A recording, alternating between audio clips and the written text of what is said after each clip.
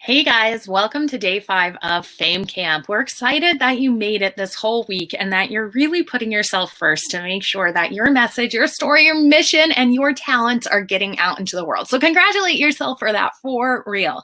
It's really exciting whenever we meet people who are really passionate about getting the ideas that they're really going to change the marketplace out into the marketplace and find the match of making sure people are hearing about it. Because it's this idea of if you build it and they will come that I think so many people get into their heads that actually stop people from seeing that success. So out of all of these things that you've been creating this week, whether it's been your interview videos, whether it's been you getting on podcasts or guest posting, even this content out there, even if it's being shared by the people who are having you on their channels or the people who are interviewing on their podcasts, we really want to make sure that this last step of you sharing that content on social media is something that you are comfortable with and something that you are excited about doing. So the way that you're able to do this in a way that doesn't feel like you're just self-promoting all the time is by making sure you're using a category-based system of posting. So if you are already using our automation tool, Meet Edgar, to post, you'll know that a category-based system is what our software is built upon. It's kind of the backbone of our whole philosophy behind social media. This idea that majority of the posts that you send out should be really value-adding posts. So those things that are educational, those things that are entertaining, and those things that are really going to bond people to you as a person. While 20% can be a little bit more promotional for leading people to the sales page or leading people to sign up for your newsletter or email list. This way, when those promotional posts come up, you've actually earned the right to promote them, right? You've actually gone out there and convinced people that, hey, I'm a trustworthy person here with your best interests in mind, and people will be excited about handing over their credit card and paying for you. So categories can be things that are anything to do with kind of your pillars of content. So remember in the worksheet yesterday, we talked about your pillars of content being things like here at Meet Edgar, we talk about social media, we talk about remote work, and we talk about small business strategies. And those are going to be our 3 main pillars of content that we don't stray too far from. Because remember, to position yourself as an expert, you need to go deep into a subject matter and not wide. So a mile deep, an inch wide, rather than a mile wide and an inch deep is going to really help you, especially as you're getting started out.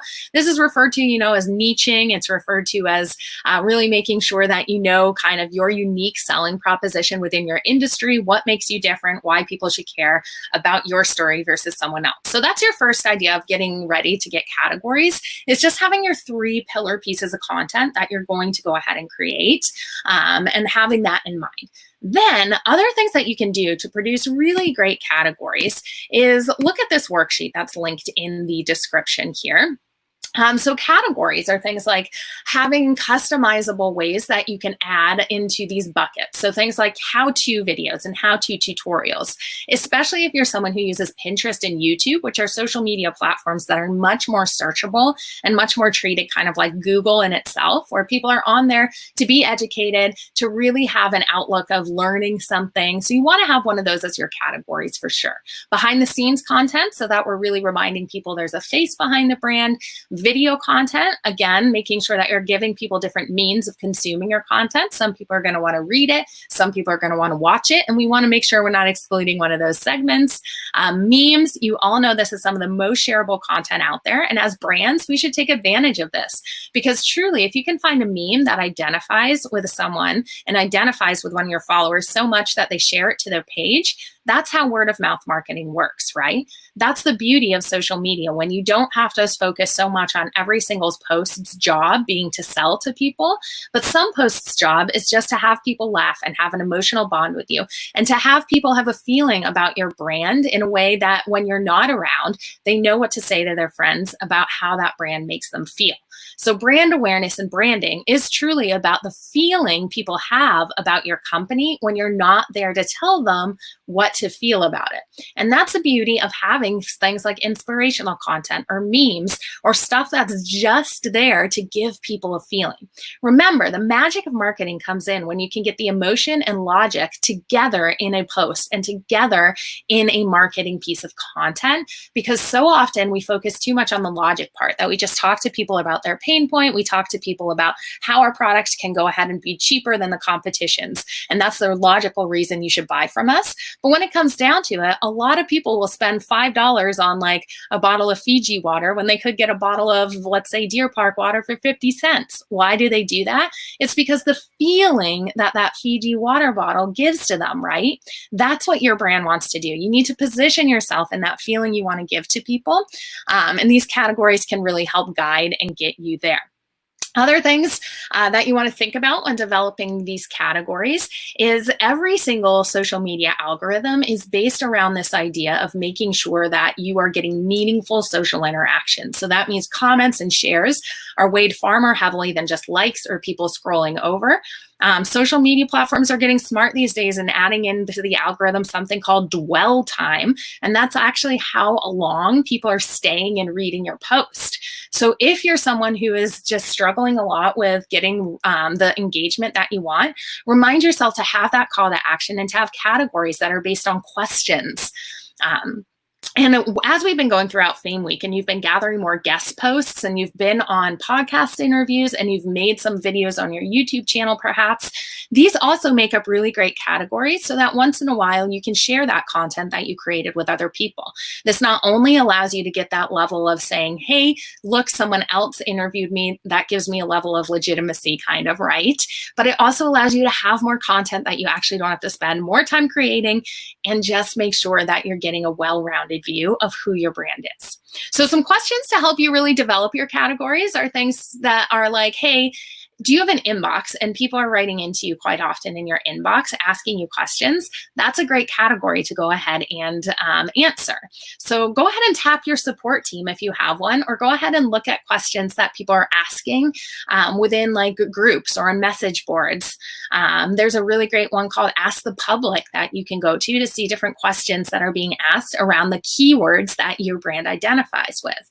All of these questions are really great ways that you can zone in on the content that people are actually going to get help from you on.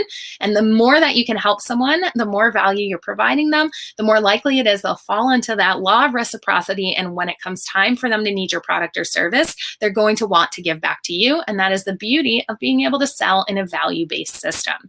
Other questions to ask while you're developing your categories are, what are some of the most engaged with posts from your past?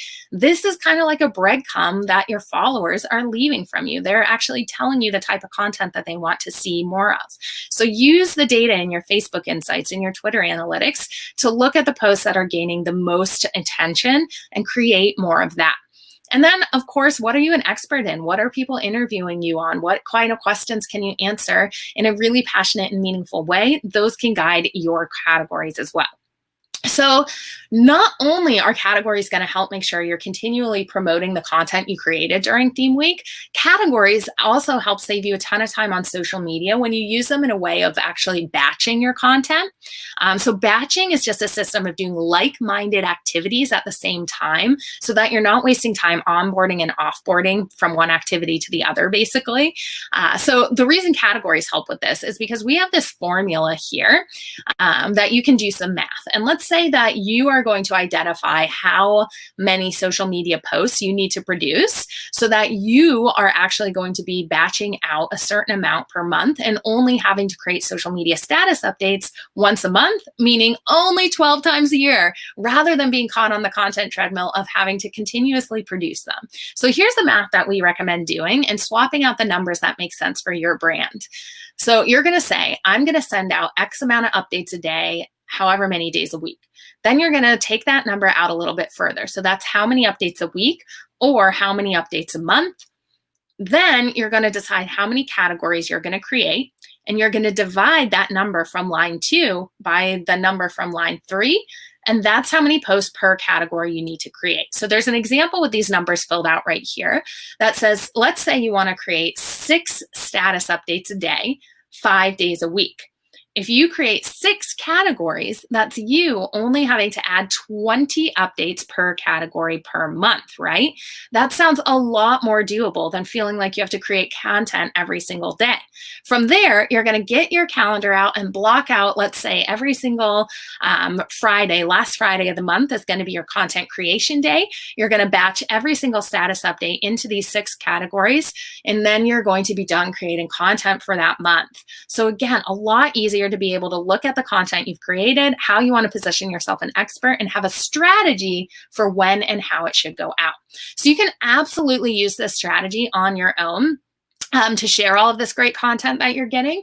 Or if you're looking for a software to help you guys and you're not a part of our community yet here at Meet Edgar, this is basically what our software is built upon. And I'll give you a little view right here. And that's going to just be you setting up these categories in our categories tab. So this is what we were talking about, really bucketing out the types of posts that you want to get. Then you can kind of think about them as mini campaigns as well. So doing things like promo posts, blog posts, podcast posts, curated content, all of these things that we're going to tell when to go out. Then we're going to go ahead and look at our weekly schedule here. So in Meet Edgar, this is how we schedule our evergreen content. So this week, we're going to get a good mix of content and say, okay, every Monday, I want to send out a question in the morning to get my community thinking about something and get them really ready to engage with me. Or, every single Friday, I want people to be able to read a blog post in the morning because I know they get up when they're eating breakfast, they're going to want something to read. Or perhaps you're like a fitness coach and you want to wake up every day and share a motivational quote with your followers. You could go ahead and put that category every single morning to send a piece of content out, right? And this is how you get that beautiful mix of 80% of your content being value-adding content and 20% being a little bit more promotional, is making sure that, let's say you're sharing 4 posts a day, that 3 of them are going to be educational or inspirational, and 1 of them can be a little bit more promotional so that people don't get tired of just hearing the same kind of promotions from you over and over again. So think about your categories. Make sure any blog post that you're on as a guest or any podcast interview that you're on as a guest, you get them in a category to send out on a regular basis, because you want to make sure that great content you're getting out there that tells your story and that gives people a connection to the person behind the company that's being created is continuously shared. Cool. So if you're not a Meet Edgar user yet, you can definitely sign up. Your first month is free. And if you are a Meet Edgar user and you have any questions at all as you're getting set up, guys know we do office hours every day, or you can email support@meetedgar.com, and we're more than happy to answer your questions as well. Thanks so much for hanging out at Fame Week. We're really excited that you guys are taking the time to get your expertise out into the world. And we are always here going live every single day talking about social media topics. So come back, hang out with us on Facebook, LinkedIn, or YouTube at any time.